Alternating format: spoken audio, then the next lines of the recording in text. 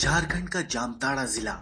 यहाँ पर दिल्ली पुलिस की साइबर सेल ने जामताड़ा गैंग से जुड़े 14 साइबर अपराधियों को अरेस्ट किया है। पुलिस लगातार इन शातिर गुनहगारों से पूछताछ कर रही है।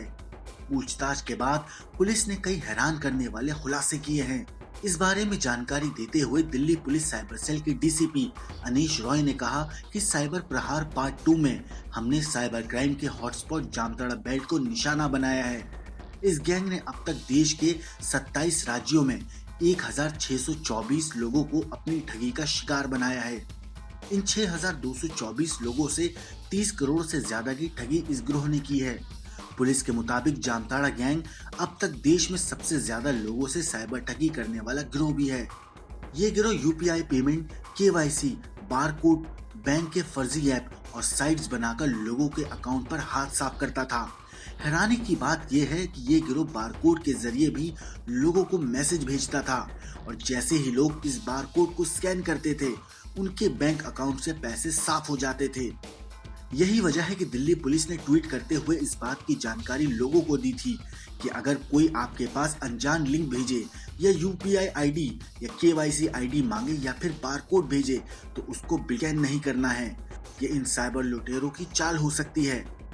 पुलिस के मुताबिक पूछताछ में ये भी खुलासा हुआ है कि गैंग के मास्टरमाइंड अल्ताफ अंसारी उर्फ रॉकस्टार और गुलाम अंसारी उर्फ मास्टर जी ने साइबर ठगी का तरीका सीखने के लिए बाकायदा 2 लाख रुपए खर्च किए थे।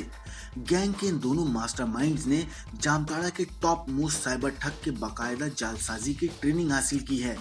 दिल्ली पुलिस साइबर सेल दोनों मास्टरमाइंड्स को ट्रेनिंग देने वाले इस महाठग की तलाश में जामताड़ा और गिरडी के उस अलग अलग ठिकानों पर दबिश दे रही है।